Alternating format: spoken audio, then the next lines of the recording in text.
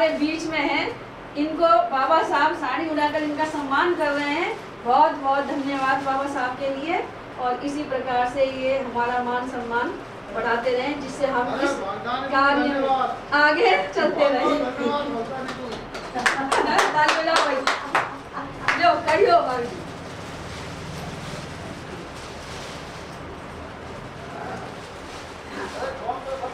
Phone हमारा हो रहा है, फोन फोटो खींच जाओ।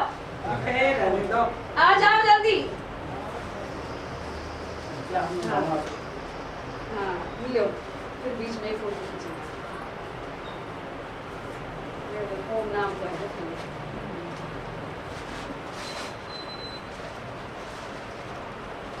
हम सभी सत्संगी बहनें बाबा साहब को बार बार, ईश्वर को बहुत बहुत धन्यवाद देते हैं कि इसी प्रकार से हम इस उन्नति के पथ पर अध्यात्म मार्ग में आगे बढ़ते रहें, यही प्रार्थना करते हैं। और इसी प्रकार से हमारे जो गुरु महाराज हैं, हमारे बजरंग बली हैं, हमारी रक्षा करते रहें और इनके चरणों में सत नमन करते रहें। बहुत बहुत धन्यवाद, आभारी हैं। हम इस लायक नहीं हैं, लेकिन ये इनका बड़प्पन है। हमारे गुरुजी जो बाबा साहब हैं, मौनी बाबा साहब, जो हमारा इतना सम्मान करते हैं, हम बहुत बहुत बहुत गदगद हैं और प्रसन्न हैं।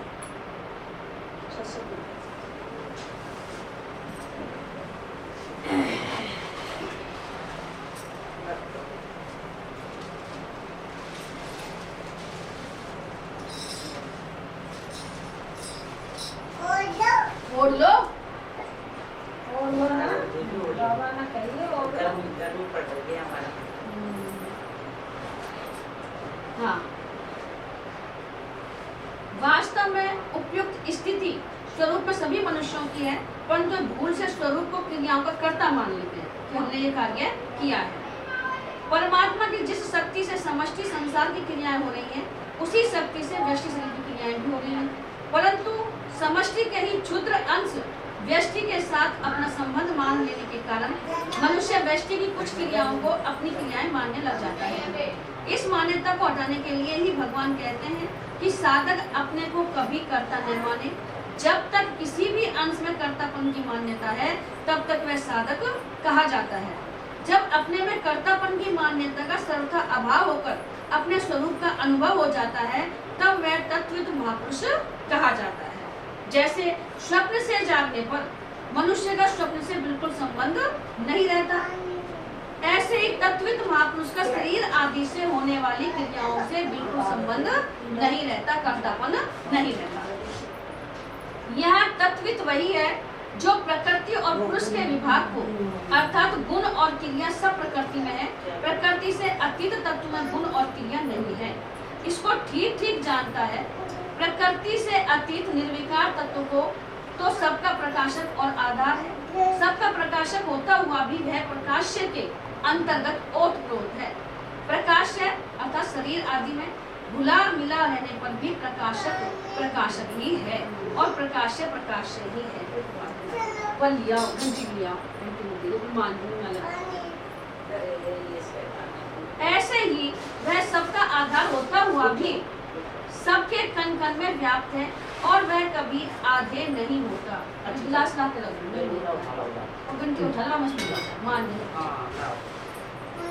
कारण कि जो प्रकाशक और आधार है उसमें करना और होना नहीं है। जो प्रकाशक और आधार है उसमें करना और होना नहीं है। करना और होना रूप परिवर्तन तो प्रकाश अथवा आधे में ही है। इस तरह प्रकाशक और प्रकाशक, आधार और आधे के भेद को जो ठीक तरह से जानता है वही तत्वविद है। इसी प्रकृति, क्षेत्र और पुरुष क्षेत्र के विभाग को जानने के बाद भगवान ने पहले दूसरे अध्याय के 16वें श्लोक में और आगे 7वें अध्याय के 4थे, 5वें और 13वें के अध्याय के दूसरे श्लोक में और 34वें श्लोक में कही है।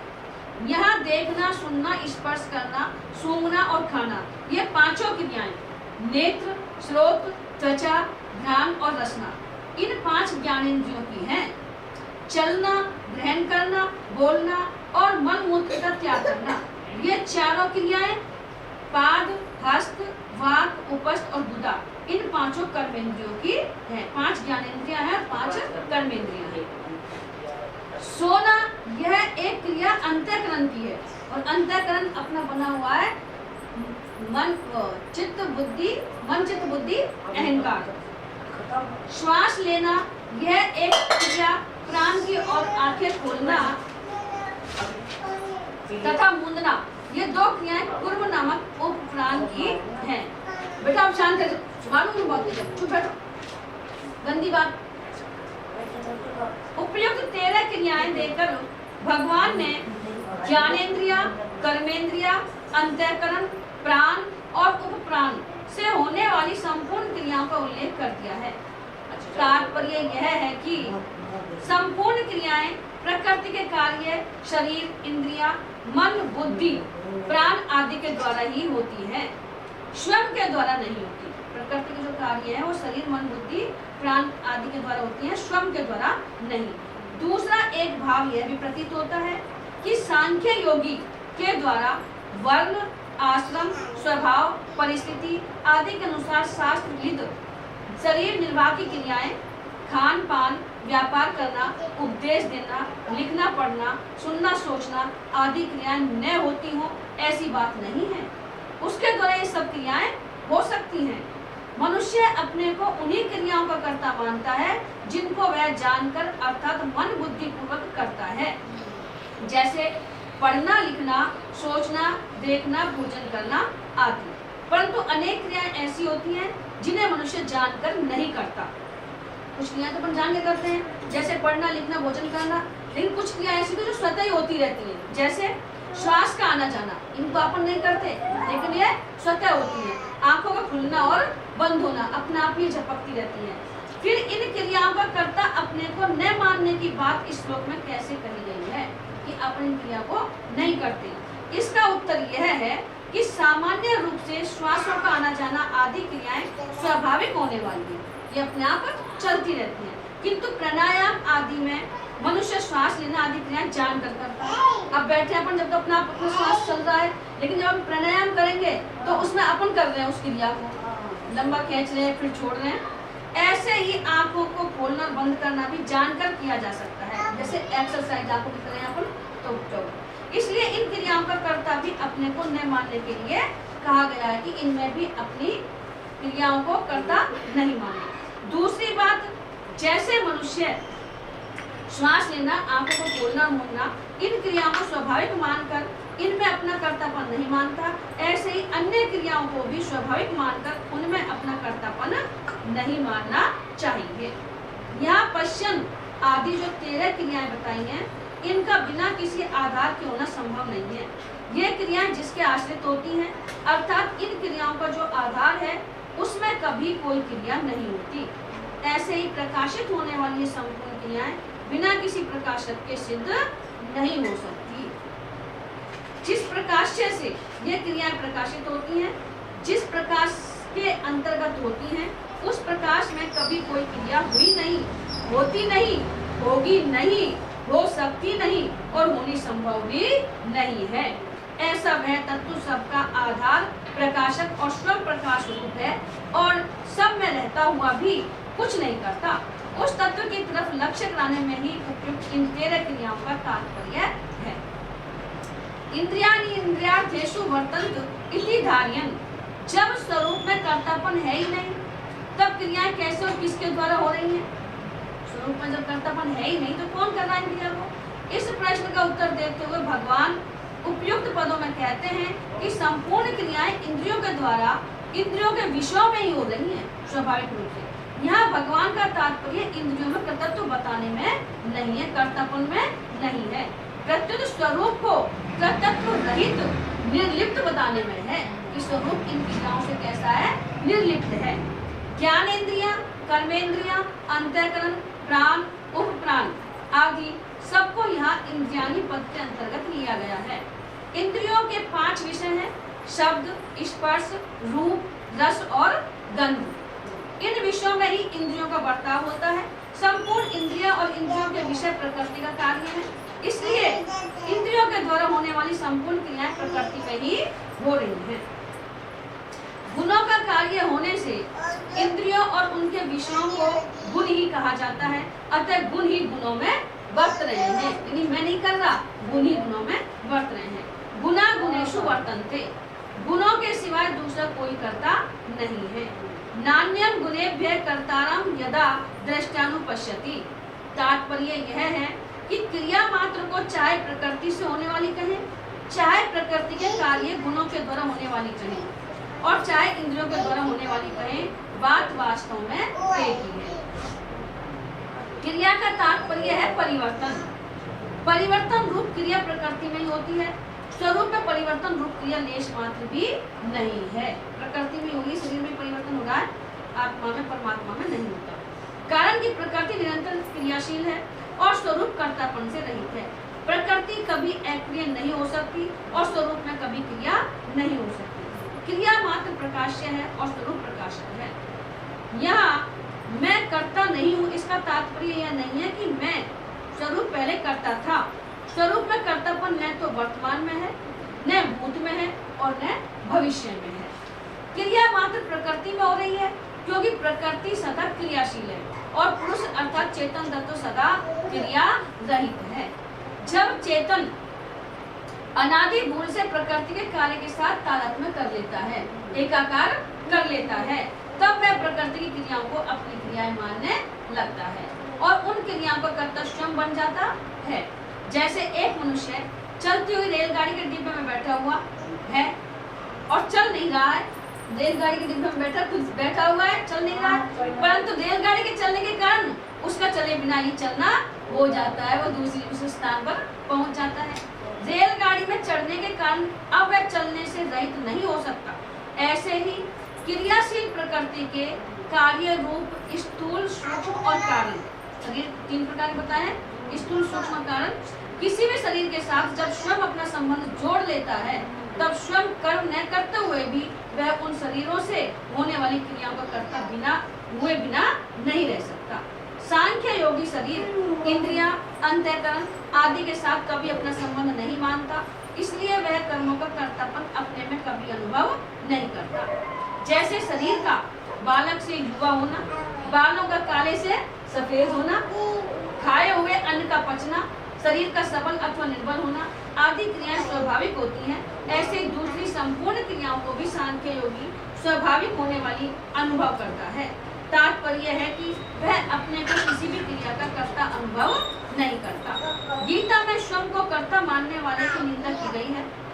इसी प्रकार शुद्ध स्वरूप को कर्ता मानने वाले को मलिन, अंतःकरण वाला और दुर्मति कहा गया है, परंतु स्वरूप को अकर्ता मानने वाले की प्रशंसा की गई है।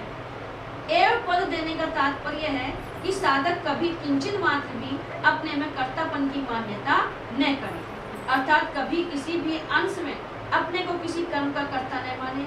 इस प्रकार जब अपने में कर्तापन का भाव नहीं रहता तब उसके द्वारा होने वाले कर्मों की संज्ञा कर्म नहीं रहती, प्रत्युत क्रिया रहती है। उन्हें चेष्टा मात्र कहा जाता है। इसी लक्ष्य से तीसरे अध्याय के 33वें श्लोक में ज्ञानी महापुरुष से होने वाली क्रिया को चेष्टते पद से कहा गया है।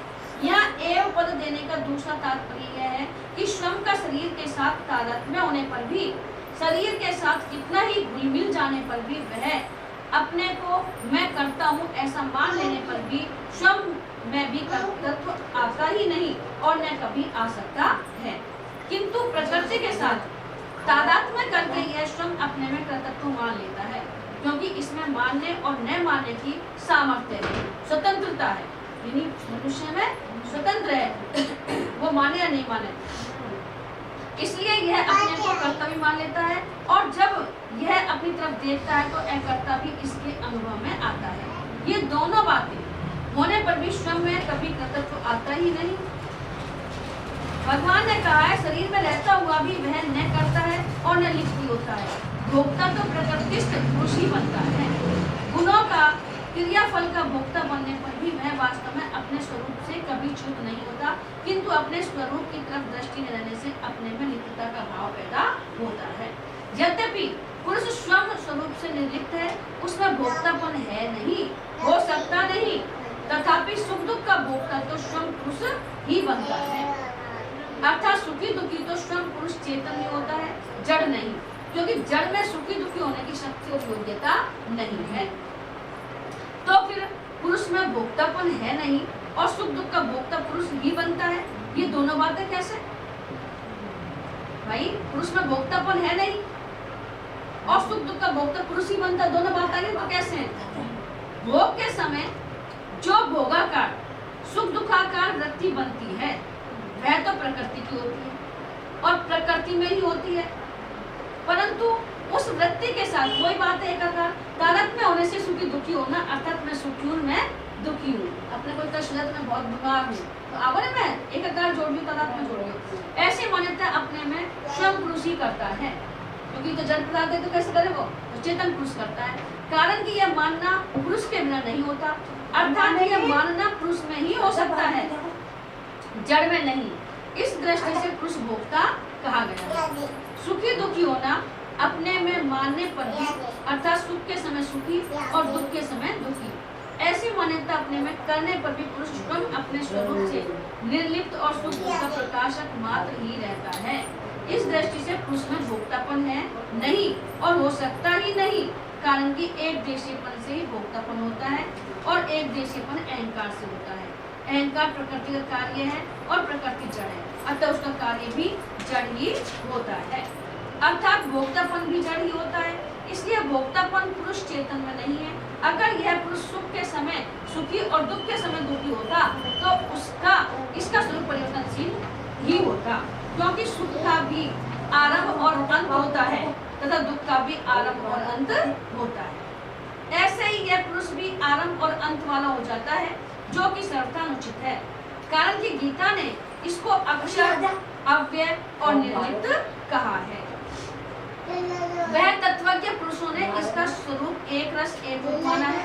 अगर इस पुरुष को सुख के समय सुखी और दुख के समय दुखी होने वाला ही माने तो फिर पुरुष सदा एक रस एक रूप रहता है, ऐसा कैसे कह सकते? अब विशेष बात यह है इसमें कि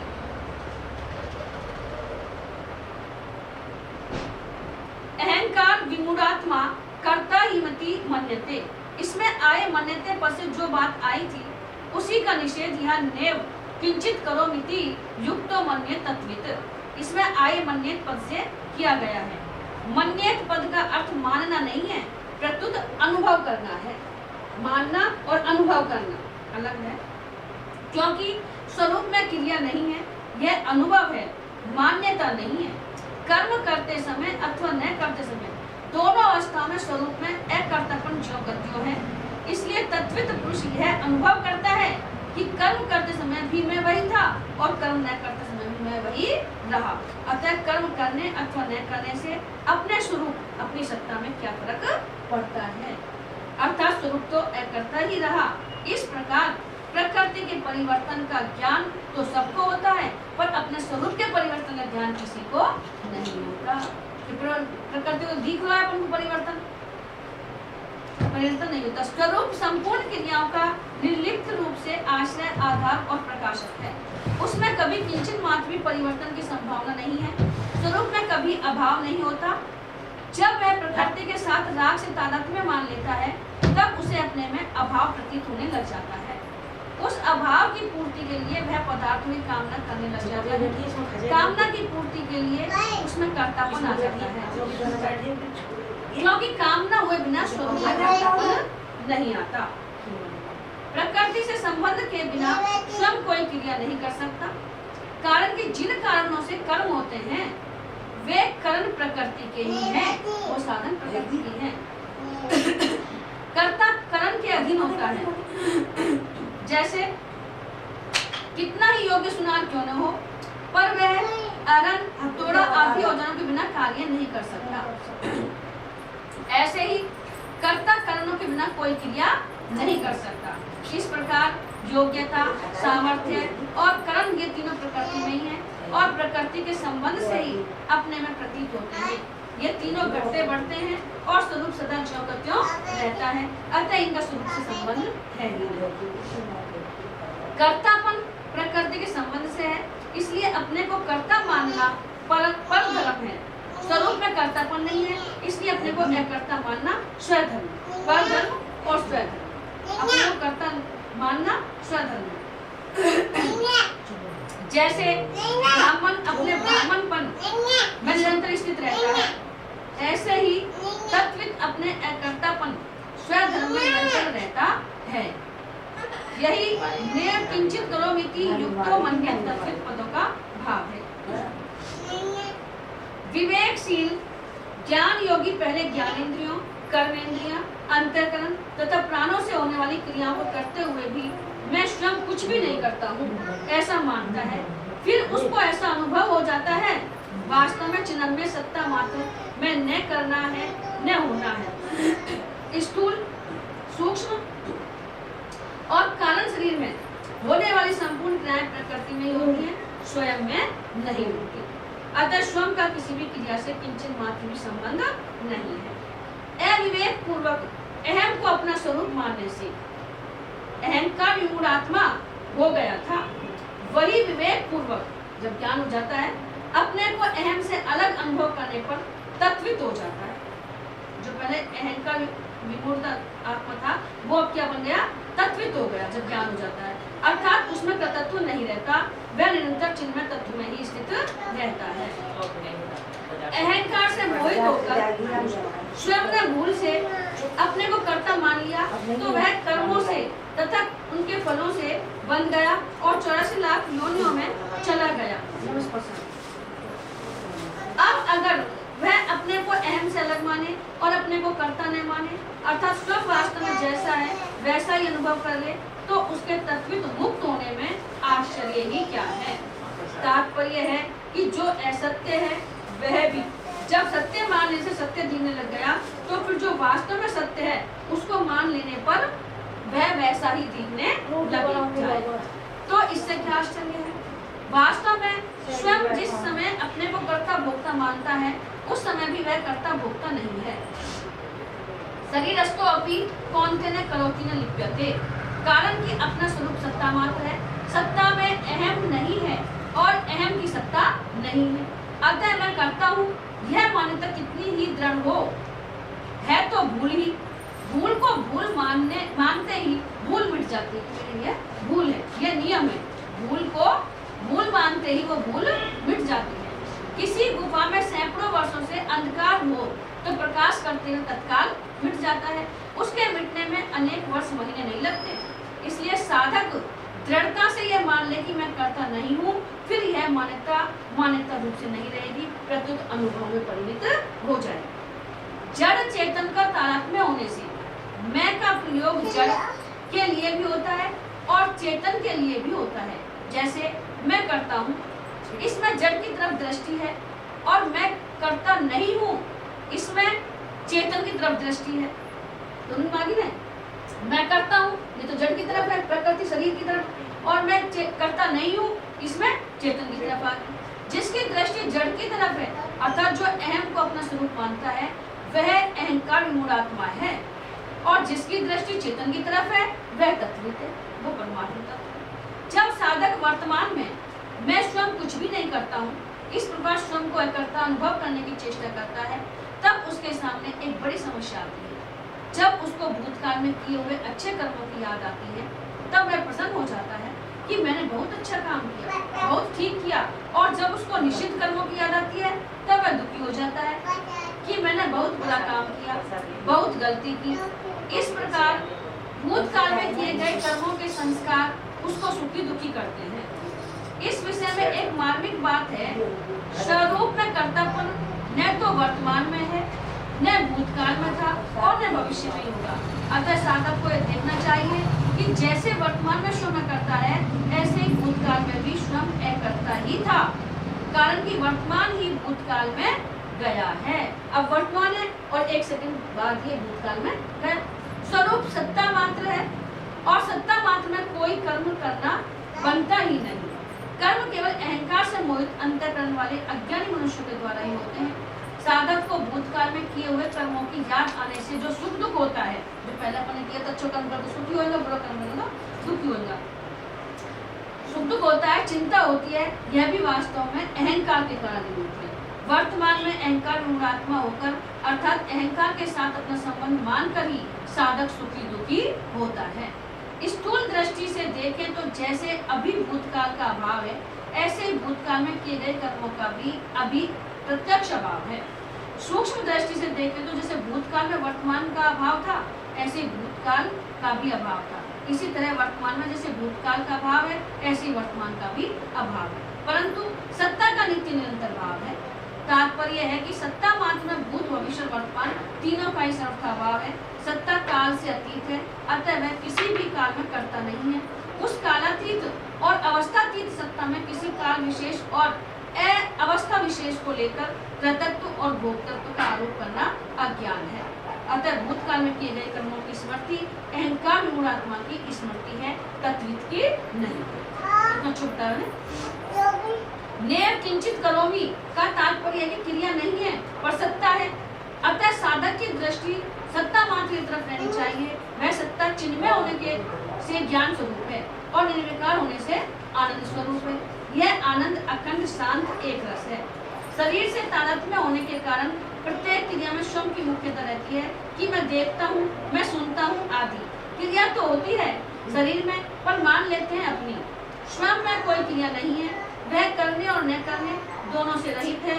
इसलिए शरीर के द्वारा क्रिया होने पर भी सत्ता मात्र अपने स्वरूप पर दृष्टि रहनी चाहिए कि मैं कुछ भी नहीं करता। बोलो श्री कृष्ण भगवान की। पूरा उसमें ये उस कर्तापन का